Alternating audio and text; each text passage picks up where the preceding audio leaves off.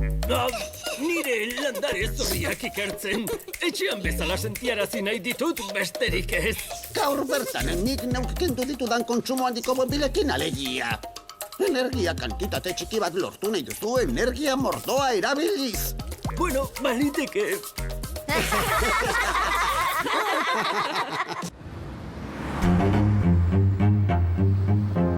Klasifikazio sexual hori, arra eta emea bakarrik faltsua da. Baina zu fisikoki emea zara. Bueno, fisikoki emea naiz, edo ez. Konturatu nintzenean, zeozer nahi izan banuen izan zen, ez engainatzea. Eta guzurretan ez bizizatea, eta horregaitik hain zuzen esan nion. Lehen da bizi, bai, Ainhoa. Eta gero, semeari eta alabari. Talde honen berezitasuna da, publikoki gay aurkezten diren jentea dagoala. Camaleons leones en la cama esaten dan bezala, ez da broma horrekin hasi ginen. Eta lehoiak zelaian ere bai? Zelaian berdin. Ahí dentro entras igual de fuerte, te pinten las uñas o no te las pintes. Aniztasun sexuala enpresa mundura iritsita dago? Aniztasuna iritsita dago badagoelako. Askatasuna zoritxarrez ez dago. Kosta egin zitzaizun? Esatea zure inguruan edo zure familiari? Ez, baina onartu behar dut ere, kontrako jarrerak ere bosta zuela zitzaidan. Batzuk dakaten diskurtza da, ni lesbiana baldin bana, ez nire bizitza pribatu da eta ez diot inori kontatu behar. Ja, baina zure kasuan gogorragoa bezala da, ez? Nahi askotan galdu dibe, baina zalde gauzu eta lesbiana baten artin lesbiana bat. Emakume bada, eta nik gizona naiz. Gure gizartean gauza batzuk oso errex entzuten ditugu eta oso errex barneratzen ditugu. Eta horrek min asko egin dezake kolektiboari. Gu psikiatriako manualetan ertetze dugu. Esaten diegu gure gaztetxuei normala izatea heterosexuala izatea dela. Eta hori ez da egia.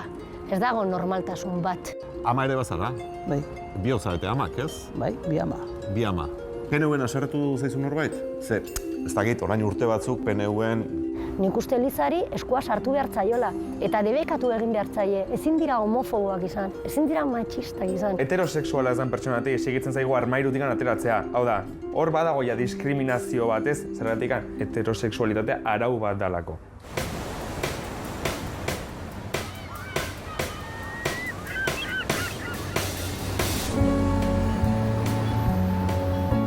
Nola sendatu, gaitzik ez duena, zergatik uste du oraindik hainbatek homosexualitatea senda litekeela? 25 urte beteko dira aurten, munduko osasun erakundeak homosexualitatea ez dela gaixotasuna aldarrikatu zuenetik. Gizarte begirada izango da izatekotan sendabidean jarri beharrekoa, eta desberdintasunaren aurreko jarrerak. Eta gaitza uste baino zabalduago dago. Gure eskoletan galdera eginda, gaztetxoen 96% ikusi du noizbait homosexualen baten aurkako irain edo erasoren bat. 16% hipoiren baten lekuko izan da. Sexu askatasun eta aniztasunaren alde borroka asko egin du hainbat elkarte eta gizon emakumeek Euskal Herrian. Zenbaitek publiko egin du bere sexu joera. Aukera aniztasuna ez dadin izarapera kondenatuta geratu.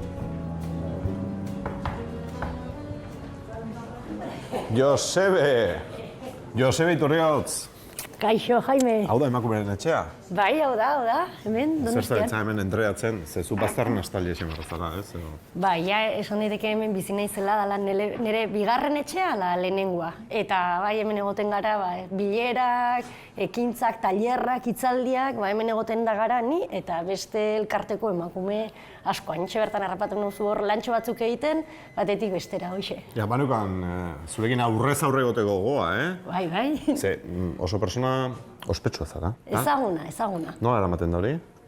Ba ez dakit, jendeak ezagutzen zaitu eta bai, nik asko kontatzen dut nire bizitzataz, baina iruditzen zaidalako pertsonala politikoa dela, eta askotan jendeak politikaz hitz egiten du bere gorputza hor jarri gabe, ez? Eta nik tamalez, koherentzia puntu hori badut. Sexualitatea ere politika da?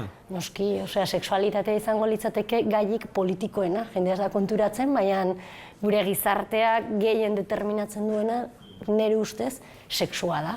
Eta nolakoa gara, sexualki, politikoki? Pentsa, pertsona batek jaiotzez, bizitzen duen lehenengo kategorizazioa sexuala da, ez? Zein da lehenengo galdera? Haurdun bati, emakume haurdun bati botatzen diogun lehenengo galdera, zer da mutila, ala neska, ez? Eta gure izen propioetan ere sexua dakagu sartua, ez? Nortzu garen, ez du jartzen ze arraza dakagun. Ia garan kaukasikoak, beltzak, txuriak, baina bai jartzen du emakumezkoak ala emeak garan, gizonezkoak ala emakumezkoak gara gure nan horretan, ezta? Eta zu zertzara?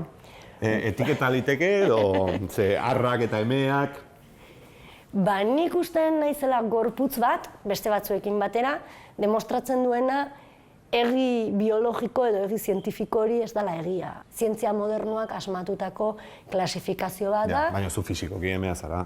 Bueno, fisikoki emea naiz edo ez, esan nahi dut ez dakit XX edo XY bat naizen, adibidez. Emetik gertuago egon naiteke, baina medikuak niri begiratu zidanean, lehenengo gauza esan zidan zu testosteronaz beteta zaude. Orduan, testosterona gehiagi badakat agian gizon bat izan naiteke, edo agian alua duen gizon bat izan naiteke.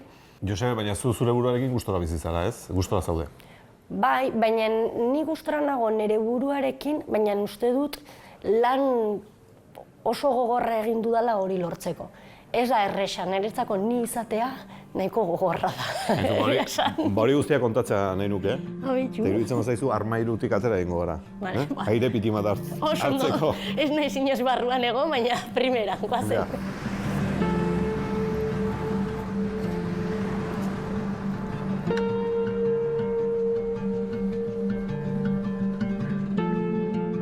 Josebe, zuri etiketak ez zaizkizu asko gustatzen, ez? Etiketak ez zaizkit gustatzen, etiketa horiek esentzia bat definitu nahi dutenean. Hau da, ni ez naiz lesbiana definizio horretan sartzen naizelako, baizik eta lesbiana naiz era politikoan hori irakurtzen dudalako. Hau da, etiketa erabiltzen dut normalitateari edo heteroarauari kritika bat egiteko. Baina gero nire praktika sexualak ez dira agortzen lesbianismoan. Asko aldatuko zinen zu, ez? Oraingo Josebe eta orain dela 10-15 urteko Josebe? Nik uste erramenta gutxiago nituela munduari aurre egiteko eta izan dudala nire burua aurkitzeko prozesu bat, ez? Sokratesek esaten zuen ezagutu zure burua, ez dakit hori egin daiteken. Baina nik uste bai asko aldatu naizela eta saiatu naizela nire diskurtsoa, nire bizitzari lotzen. Egia esan, beti izan naiz pertsona alai bat eta beti gustatu zait ondo pasatzea, baina ez da erresa gizarte honetan jaiotzea, ba hori ez, monstruitu bat izan da, edo friki bat izaten, ez da bat ere erresa, ke ba? Ja, sufritzea tokatu zaizu? Bai. Gainera, harro nago nire sufrimenduaz. Harro nago, nik uste dut indarkeri asko bizi izan dudala. Gainera, indarkeri hori askotan ez da bakarrik fisikoa, osea, sentitu du zapalkuntza, sentitu dut badakit zer dan harreman bat izatea urte askotan izkutuan, adibidez, guzti hori badakit zer dan, eta nire inguruan ikusi dut, baina sufrimendu horrek, ez dakit ez, indartxu egin hau, erramenta asko eman dizkit mundu hau ulertzeko eta ikusteko zeintzuk dian jendearen arazoa, ez sexualitatearen arazoa, edo homofobia edo hori, ez da bakarrik homosexualen edo lesbianen arazo bat, gizarteak duen arazo bat da. Egia da, ez dala erresa. Ez dala erresa, badagoela jende bat esaten duena, ni txikitan oso ondo bizitzen nintzen, oso inozentea nintzen, dena oso politxa zan, ez ba, txikitan ez dakar rekuerdo hori, osea, ez zan horrela izan nire, ba hori ez, haurtzaroa ez zan horrela izan.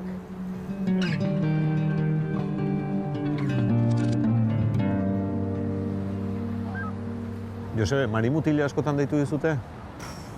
Bai. Marimutila ez dakit horrela zuzenean, baina bai, maritxiko eta askotan txabal. Gogoratzen dudana, txabal. Baina badut baita ere esperientzia polita, gogoratzen naiz, uda batian, amak kolako traje bat erosi zidan, eta ia mutil bat iruditu, mutilaren irudian neukan, eta ligatu nuen neska pilo batekin udartan, eta asko gustatu zitzaidan esperientzia hori. Ez da, niretzako, ez da iraina txabal edo mari mutila deitzea, askotan nahi gabe egiten badute edo Joseba askotan deitzen didate eta asko gustatzen zait, bai da gogorra norbaitek iraintzeko esaten dizuenean. Zu zertzara, zer gertatzen zaizu, ze gauza raroa, edo ia gogorrena zelako nazka, ez? Eta gauza horiek gertatu zaizkit asko. Bai, eskolan lagun artean edo? Nik gehiengoetan esango nuke espazio publikoetan, tabernetan, gauean, parejarekin egonda, kontestu batzuetan, gizon batzuk ez dute ulertzen bi emakume batera egotea adibidez, eta askotan gainera emakume femenino bat, emakume maskulino batekin dagoenean asko kabreatzen dira. Eta ulertzen dute edo ez dute ulertzen zergatik dago, ez, mutila dirudien emakume horrekin, mutil batekin egon beharrian, ez? Nerekin egon beharrean, ez? Hori da.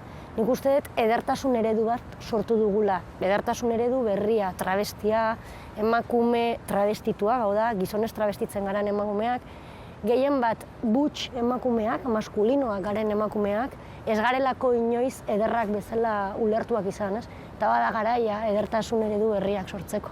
Zuk gona bat jantzi duzu inoiz? Bai, bai, lagunek behartu naute, bromatan edo, baina gogoratzen dut momentua aitari esan nion, igual 4 urte nitxun, gona bat jarri zidan, egun osoa gonarrekin pasatu nuen oso gaizki eta aitari begira eta esan nion ez didazue berriro gona bat jarriko. Eta eskerrak ez zidaten jarri ez amak ez aitak, eskertzen diet, baina bai, gero denborarekin bromatan daola bai, baina ez naiz bat ere eroso sentitzen gona batekin. Ulertu zuten orduan? Bai, ulertu zuten eta nahiko aske sentitu naiz etxean zentzu horretan, igual beste zentzu batzuetan ez, baina zentzu horretan gogoratzen dut txandala erabiltzen nuela, gonarik ez. Txandala ez dakizen bat urte arte eta eskertzen diet hori eta hile motza izatea. Josebe, gauzak asko aldatu dira gizartean? Edo oraindik badago, ez dakit homofobia esan, edo txantxa, burla... Gauzak aldatzen dira. Gainera, esatea ez diala aldatu da gure militantei eta borrokan daramaten pertsonei gauza oso itxusi bat egitea. Errekonozitu egin behar da egindako lana. Baina gure gizartea heteroarauan murgilduta dago. Oraintxe ez gaituzte gorrotatzen. Ja ez dago lege bat maleantes eta lehen zegoen bezala kartzelara sartzen gintuztela. Ja ez gaituzte, batzutan kalean jipoitzen gaituzte, ez? Nik festetan eta eraso homofoboak egon diala entzuten dut behin da berriro. Bale, gizartea aldatzen da, ezkondu gaitezke. Baina nik adibidez galdetuko nieke gure gizarteari.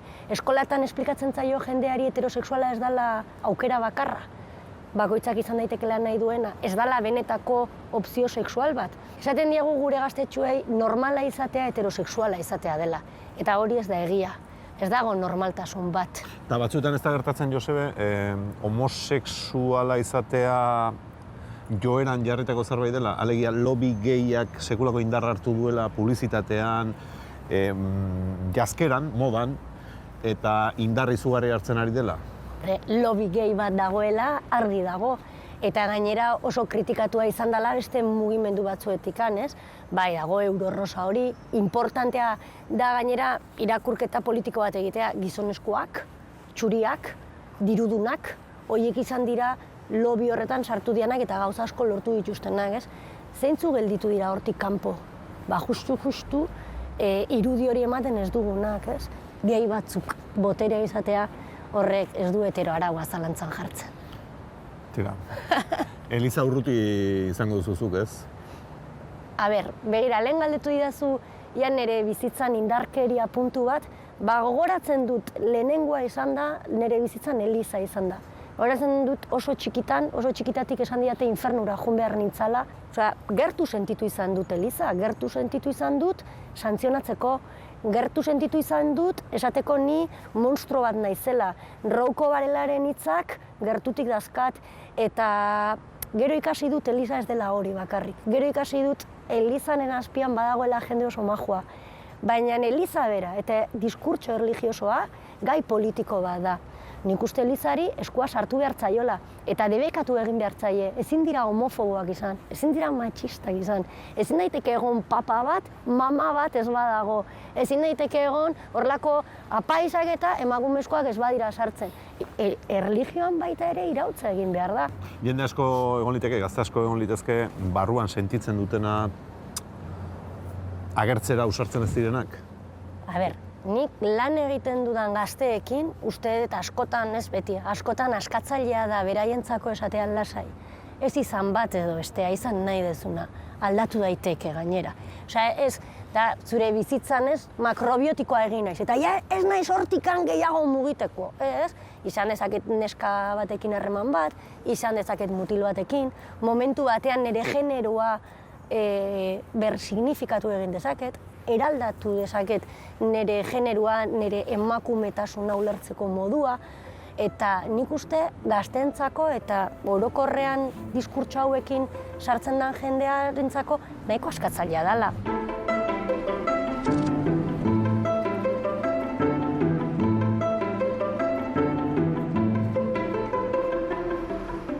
Tokia oso berezia da, ez, Inigo? Bai, berezia benetan, berezia eta aurten niretzako ganera berezitasun handikoa, bai, oso berezia. Bilboko udaletxean gaude?